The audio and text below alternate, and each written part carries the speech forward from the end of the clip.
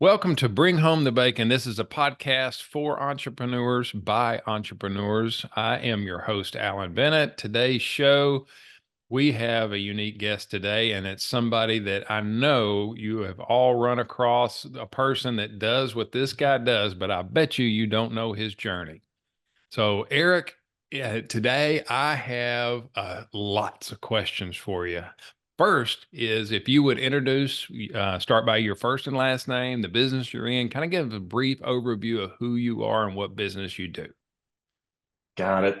Well, my name's Eric Caldwell. I'm here in Arkansas with a company called WebJIVE. It's a company I founded about 18 years ago, mostly out of necessity, but also out of desire. I've born and raised here, lived in Dallas, which is where I met my wife 32 years ago. So, we've both kind of been on this journey and continue to be on this journey and have other journeys already mapped out. But that's kind of a little bit of a background about me, prior military guy as well. So, there's just a lot of things that tend to drive you in different directions, from time to time. But as far as me, that's really me. I'm, highly motivated person, highly competitive.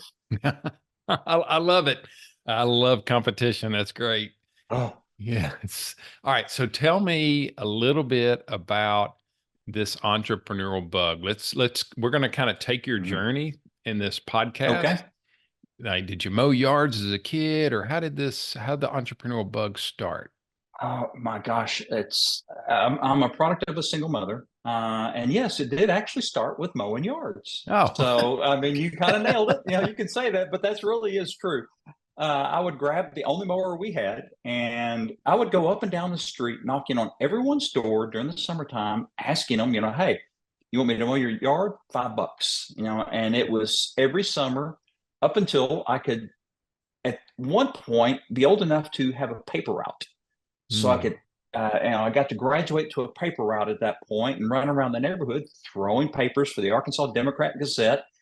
And believe it or not, on a skateboard because I didn't have any other transportation. So yeah, I was out there at 4 a.m. on a skateboard going, I don't know, 4 or 5 miles throwing newspapers. And we had to wear those, big cloth sacks over the front and back where you'd have to turn around and throw papers, that you bundled up before. So yeah, that was kind of, I guess, if you look at it, kind of an entrepreneurial start. I've always worked, and that's all I've ever really known. And shortly after that, my mother finally remarried, and I started pumping gas at his gas stations, and then graduating up to delivering, moving and delivering appliances, and it's kept on going there. I'm more of a, I guess, I'm a self starter. I'm a Hmm. self educator. I don't go out looking for diplomas or degrees. It's if I want to do something, I go learn it, and then I go apply that. So that's Ah, really kind of how I got started and all that. okay. All right. I'm gonna go back to that question here in a minute about Okay. about learning and self-motivating and all that. I'm getting there. I love that you've already gone there. Let's take a step towards all that entrepreneurial journey. Now, hmm WebJive. How hmm when you had that pivotal moment that I have an idea, you went from the idea stage to the implementing stage. Talk about that process. Ooh, that's a good one. I don't know if you've ever been a corporate expat, corporate America, most of your adult career, but that's really what kind of set me on the journey to start WebJive. I was in a corporate environment that was very political. It was with a large company that was about 27,000 employees. Uh, and it became a political battle that I didn't win. I was very close to the top. So at that point, I left the company. It wasn't amicable, but it is what it is. It's life. We move on. And a real good friend of mine that I was at that point in our lives, we were enjoying wakeboarding and water skiing. So we had Mastercraft boats, and the guy that sold me the boat says, "Hey, come work for me. Learn how to sell boats." So I went and learned how to sell $100,000 plus boats. Oh, So that was a new experience, and I think an invaluable one, especially when you're starting a company, because he later sold that business, and it left me again. Where do I go from here? So I mm, said, you know what? I'm tired of working for companies. It's time to really start looking at doing something for myself. So I leaned back on my IT career because I got a really, really long IT career, and starting in the military, running all the way up through today, even. So I leveraged that and said, you know what? After being in a big company, there's so many thousands of small companies, even with just in my state, that don't have the resources to be able to say, I need to go get help from this company to get a website built. And back at that point, in that time, 18 years ago, that's really just what it was, a website. So that's how WebJIVE got founded. And that entrepreneurial drive says, you know what? I'm tired of working for the man. I want to work for myself. I've got the know-how. I've got the, the knowledge base. I know how to go educate myself. And that's what I went and did. And that's how WebJIVE was born. So here we are 18 years later, full-blown digital marketing. All right, let's go to the day that most entrepreneurs know, like the day they're like, I am doing this, that pounding of the fist type thing, the sleepless night or two before, whether it's excitement, fear, talk about that little part of your journey. Well, I decided at one point that once I left the boat dealership, it was time I took a sabbatical, almost a year. I had to sit back and think. I had the savings. It was like, okay, let's just sit back and think about what I want to do when I grow up. Mm-hmm. And from there, it just something kept niggling at me because the World Wide Web was changing shape at that point. And I decided, you know what? It's the small company that I want to go help. So that's the epiphany that I had, which is not going to do big companies. I'll only do small companies, the mom and pops. And that was the epiphany that finally says, it's got to set the wheels in motion.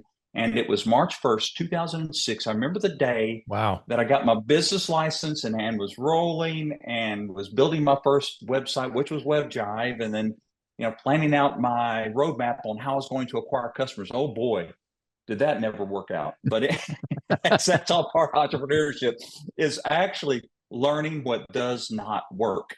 So, and that always leads you to the path that does. Yeah. Yeah. So let's talk a minute about risks, right? So starting your own business is a risk, and making the first March 1st, that day was a risk, and getting customers. So let's talk a little about one of the big risks that you encountered, and how did you work around that? That's actually a really good one, and it's one that most people are scared of. Fortunately, we had a two-income household at the time. My wife was still working for the same company that I had just left from a couple years prior, and the biggest risk was that I was going to spend a lot of capital, my own money, because I didn't have backers, to get this company off the ground, get the back-end systems in place, business plan built, all of those things, and not knowing if it was going to be a viable business or future. So, that's really the biggest risk is it going to work? I mean, am I going to make money doing this? I mean, everybody has that fear. And if you've got a good plan and you stick to that plan, what I found out, it comes. Yeah. Yeah. That's, I totally understand and appreciate that. Yeah. When I first started out on my own business, I mean, I leveraged everything, the house, everything. Yeah. My wife was like, "What? Have you lost your mind?" Yeah. Exactly what I'm talking about. It's like, you want to do what? Yeah. Yeah. Tell me again. Maybe where are you going to get better. health insurance from? How are we going to do this? Yeah. There's so many things that go behind that. Yeah. So let's talk about success. Where was that moment or moments that occurred to where you became convinced that I've taken the right path, I've chosen the profession, that whole thing? Where talk through that journey. Well, as you know, I'm sure yourself included, that we get to a point, we're into like year 1, 2, 3, 4, and we're like, oh my goodness, where's when is the revenue really going to start kicking in? And it was year 5 when it became obvious that was the pivotal years from there going forward. This is going to be a successful journey.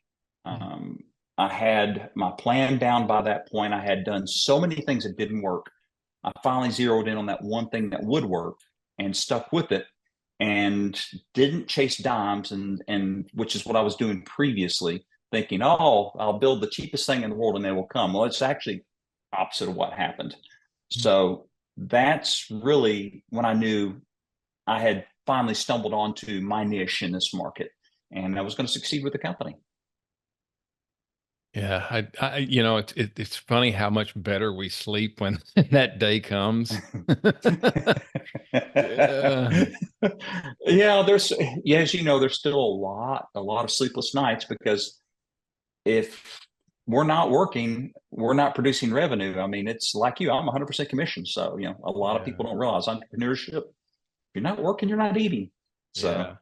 Eat what you yeah, kill. Yeah. exactly. Thank you. Yes. Yeah. So let's talk a minute about something significant in your journey that happened and how you overcame that. Now, whether it's good, bad, whatever, but there's some milestones that entrepreneurs Hmm. have in that journey. And talk Hmm. about a specific, you don't have to get into a lot of detail, but talk Hmm. about that journey around something significant. Oh, there was a significant investment I made that was a bad one. We all think about, well, if I could just do X, these customers would come running. It's a niche I think I could go explore, and it was a costly one. There was two of those events actually, and the first one was investing in a piece of software that was actually kind of a scam that I got bit by, and we all kind of learned from that. And second was I didn't know I was going to if I could overcome it, but I did. Is being audited by the IRS. Ooh, And ooh. yes, and how important it is to actually have professionals on your side, like a CPA, to guide you through that. So, fortunately, I was smart enough to say, okay, IRS is banging on my door.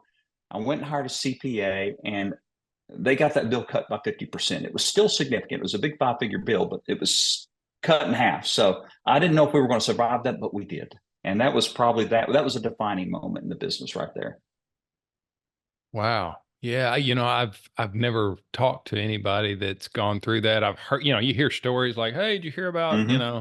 But it's yeah, it's a fear. I mean, it's It is. eh, It's real. Yeah. all right. So let me tell you my fear, and let's talk about this Uh, for a little bit because I know people that listen to this are probably have their ears are perked up when you said IRS audit. If their ears didn't perk up, they need to. mm-hmm. So that is something as we as entrepreneurs, especially if we're a one-man operation or a very small Mm-hmm. operation, we're doers. We're the ones in there actually doing whatever it needs to be done in order to service Mm-hmm. the client or customer or whatever. And it's hard to keep up with the small details, right? So that is the fear is let's Mm-hmm. just get the big stuff done and move forward because we got to send an invoice out. We got to get, we got to get paid, right? Mm-hmm. I agree.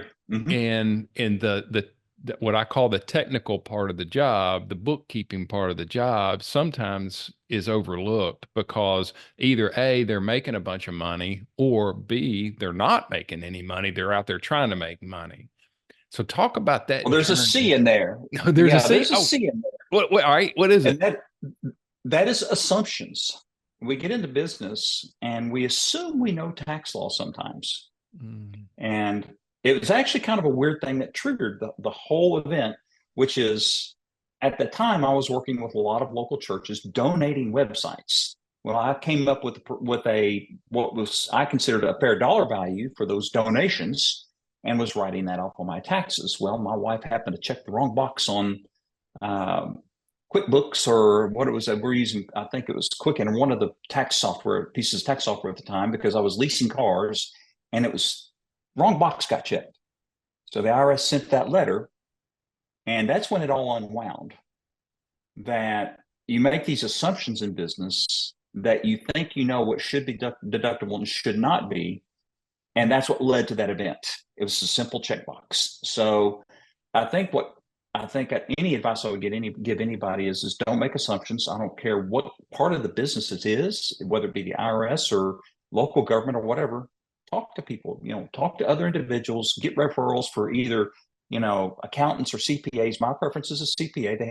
They have a license. They have to, live by it. And if you get audited, they're in court with you, not an accountant. So, mm. don't make those assumptions. Yeah. Wow. That's so talk through that journey when they came, they did, I mean, they physically knock on the door or had this. It was just a letter saying, "Hey, we've got questions about your books." And then I'm going, "Oof, I'm not going to talk to them. I need to go find a CPA." So at that point, I was in, one of my business to business groups, and my CPA was in there, or a CPA was in there, who is still my CPA 15 years later. And I handed her that letter, said, "I'm not going to tackle this. Can you work with them?" She goes, "Absolutely." She goes, "This is very smart because if you get in there, they're going to keep asking questions. And all it does is go down a rabbit hole." Mm, And I knew that in the back of my mind that, okay, I'm into this jam. I'm not a tax expert. So that's when I hired the CPA to get me out of this jam. And mm. you've got to surround yourself with some of those experts sometimes. And it was a rabbit hole because then more letters came. They wanted more information for more years, more types of transactional stuff. Wow.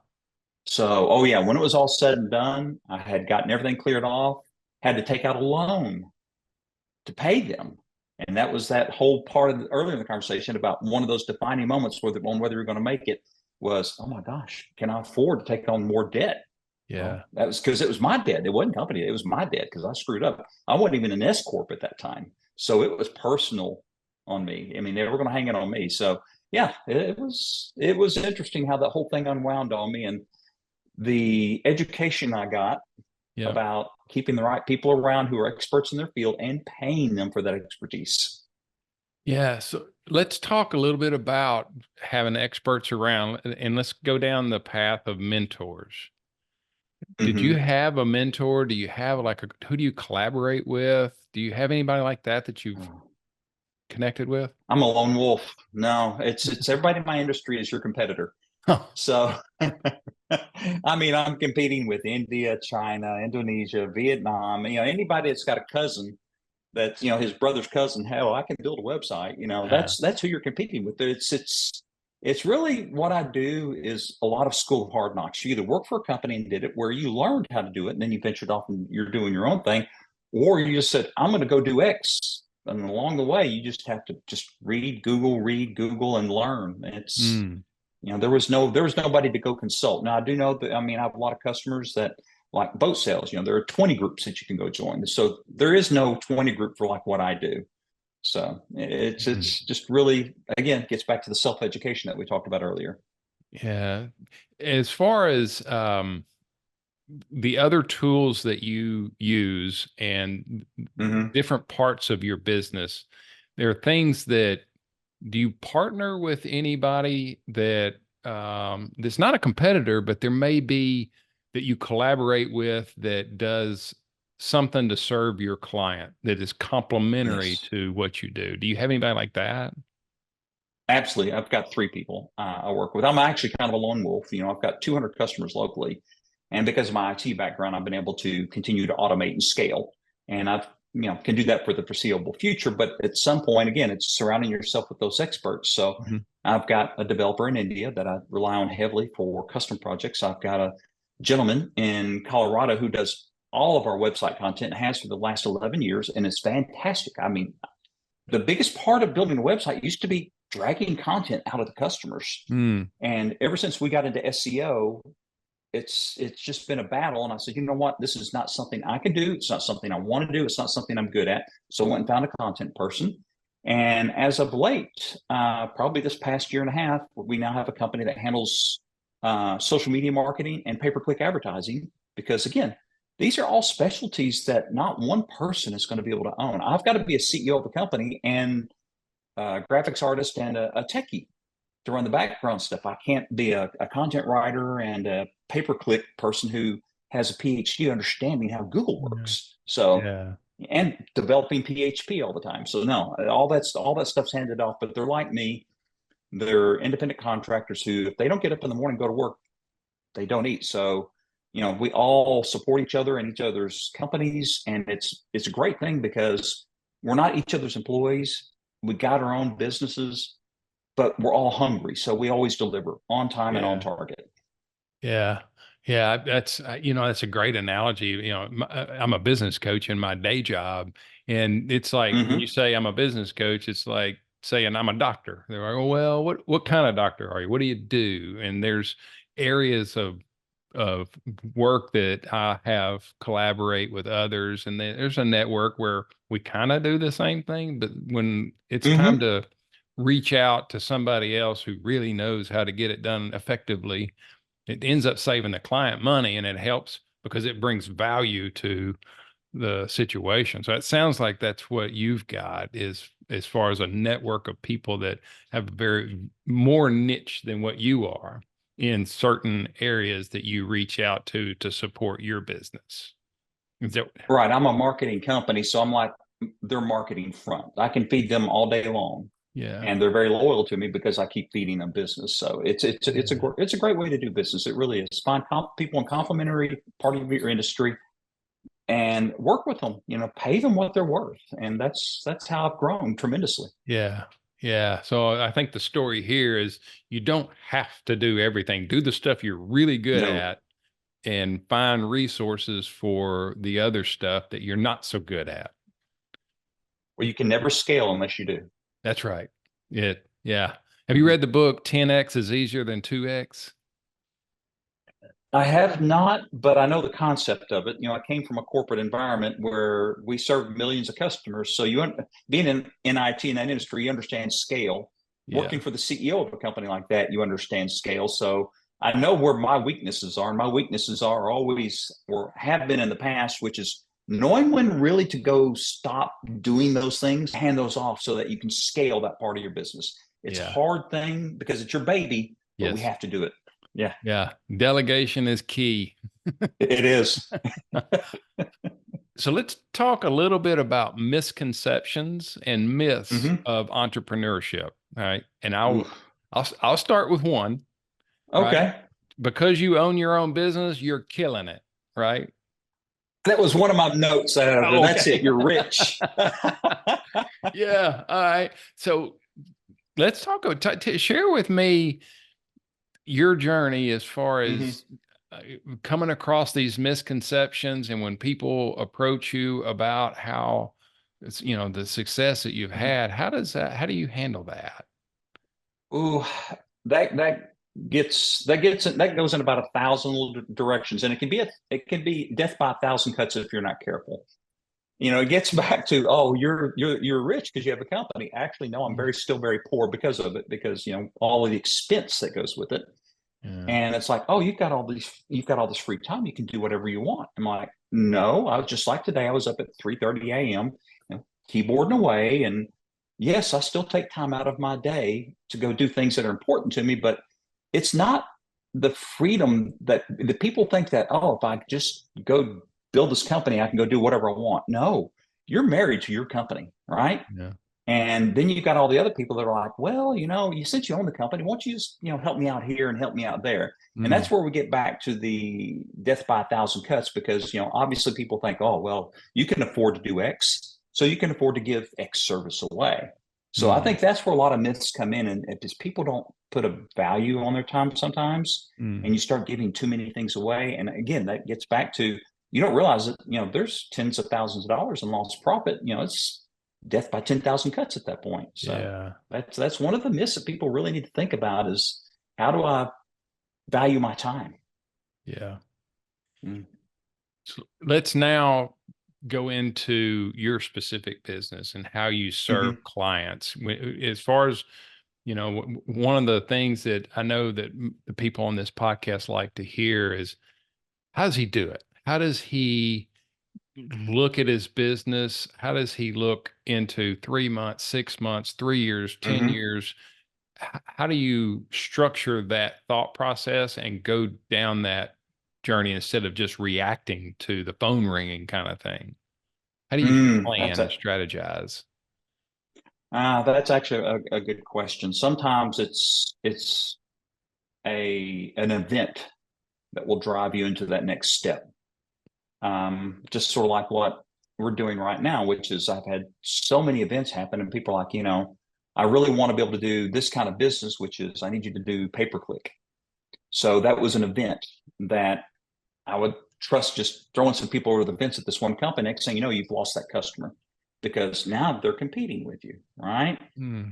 So there's a lot of events that happen in business that we have to kind of look at and say, okay, how can I scale that part of my business out? Right. Mm. And you're always looking at that next point at where you're like, okay, this is where I'm lacking.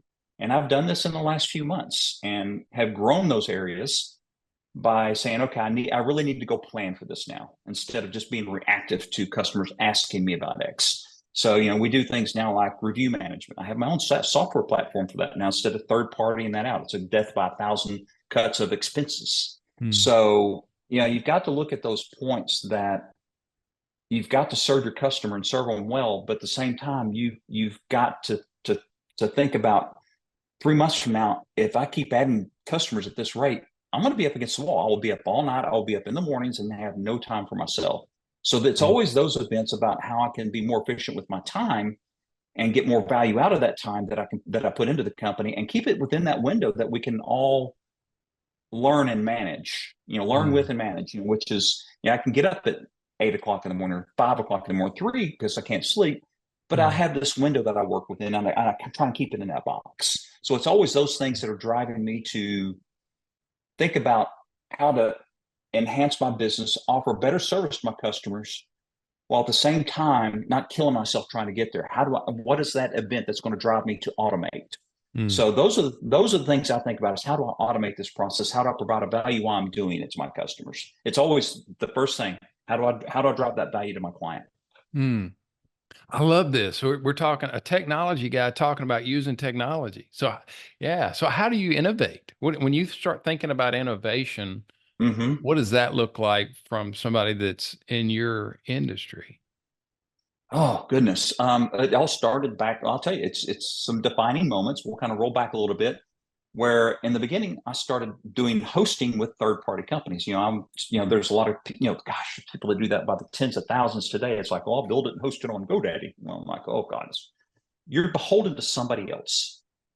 So what happens is what you learn is, okay, I've got to drive that next phase of my business. What do I do? Well, I've got to get in and learn how to do hosting. I've got to learn how Mm. to do email. You've got to become that self-sufficient company that you're no longer dependent on those outside services that you can add value on top of, but not have to continue to pay for and be beholden.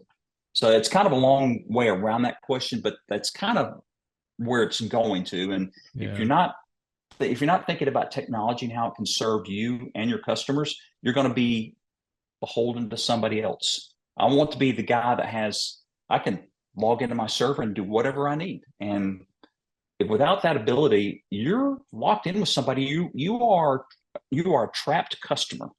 Yeah. If they take 16 hours to get your systems back up, you've got six customers for 16 hours screaming at you, right? Yeah. Instead of actually knowing what's causing the problem and how to fix it and Mm. answering their questions honestly. BSing a customer about, oh, well, it's this or it could be that. No, they really want to know. And I don't blame them. I would want to know. So it's understanding technology and where you've really got to dip your toes in and be really good with it. Yeah. So the underlying message I was interpreting in that right there Mm-hmm. was trust. Mm-hmm. That's what I'm hearing a theme throughout this that it's all about trust. It's all about doing an honorable job and building trust with your clients, right? 100%. If they don't trust you, they're not going to do business with you. If they don't trust you, they won't refer you. The Yeah. cheapest business you can get is referrals. Yeah. Yeah. All right. So let's talk a little bit about specifically your job. Or as your company, Mm-hmm. how do you get a new client? What does that look like for you? What do you Uh, tell people? It used to be I had to attended a lot of what we call, business to business meetings, through a lot of the, there's a lot of them out there. Everybody gets together and says, hey, I'm so and so, and this is my 30-second elevator pitch. And there's a lot of those groups. I've started some of those groups, ran them myself, was the owner of that group. Um, and that was the initial, I guess, way to look at getting business, which was referral business. Hmm. It's the best, it's the strongest, it's the cheapest, and it's the stickiest. But at some point, you've got to decide, I can't, I've got to scale my business and I can't show up at 1,000 meetings. And that's Mm. when you get those epiphanies again. So that's when we started it down the SEO path, as a digital marketer. I'm like, there's got to be a better way. So Yeah. I dug in. 6 months later, got my first SEO customer.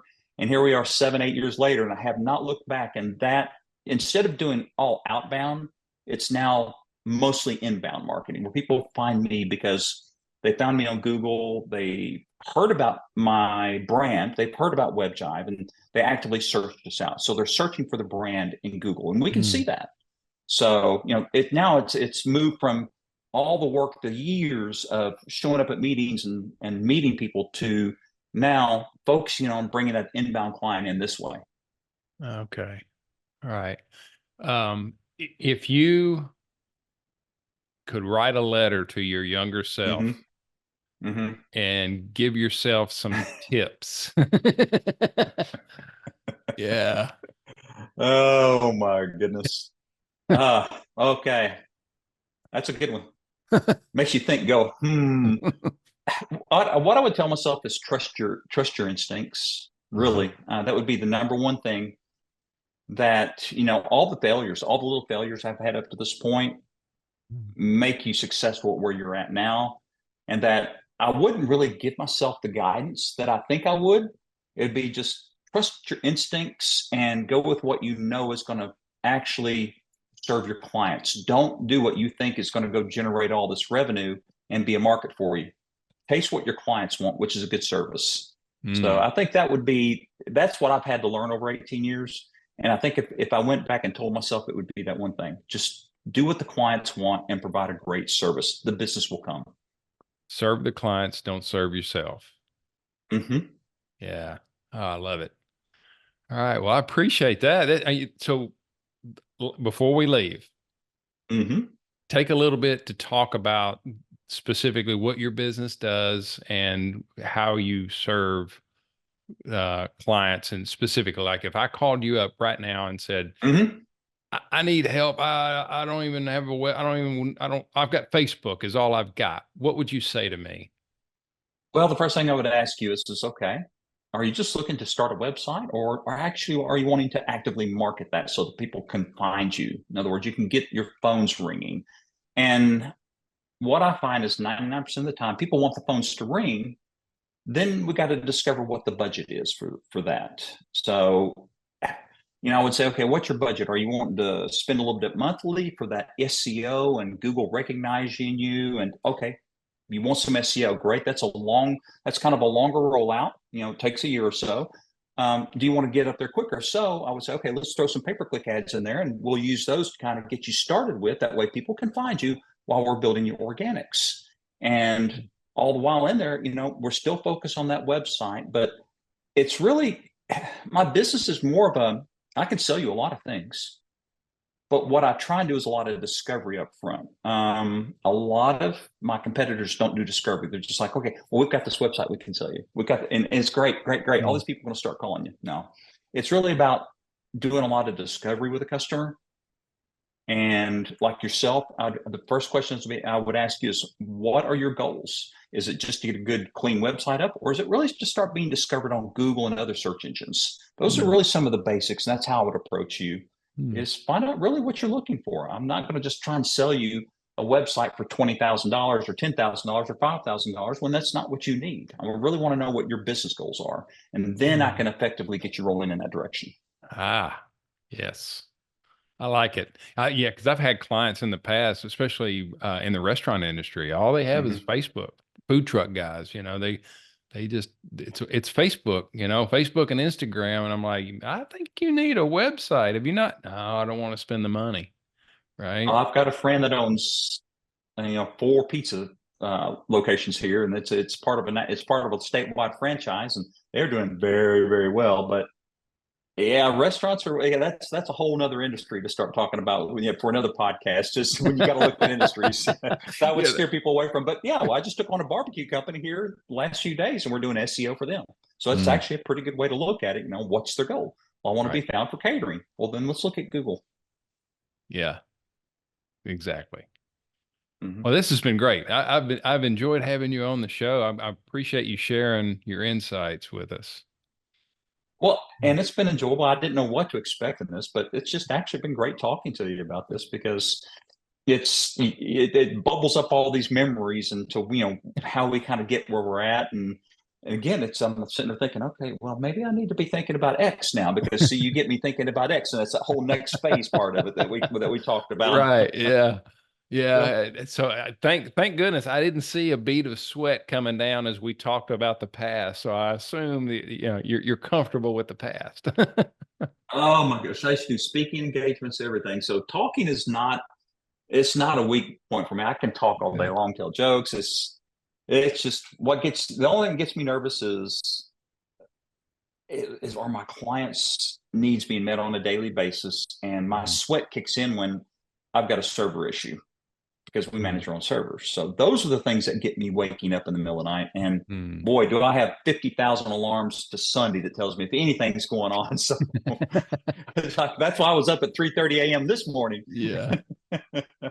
Oh, well, this has been good. I appreciate you coming on the show. Uh-huh. Yeah. Not a problem. And well, I'd like to part with one thing for people is to Yeah. understand is there's a lot of my companies out there, digital marketing, SEO. There's a lot of scams in my industry. So be very, very careful about who you choose to do business with. And my first piece of advice is work with somebody local. Um, there's I've got customers from Australia, California, Texas, Louisiana. Those are all referrals. So, work with somebody local because at that point you can go show up at their office and talk to them if you need. But there's a lot of scams in this industry. And it's global. And they will take your $5,000 in a heartbeat and you're left with nothing. I've already had 3 of those calls this week. We've got to pick up the pieces and move forward. So that's kind of where I'd like to leave it is this Mm. is one of those black holes in the internet where your money will go down it and you'll get nothing out of it. So it's just, buyer beware on digital marketing services. Ah, here we come back to trust again. It circles back on us. It Yeah. does. Well, thank you for your time and we will talk soon. Sounds good.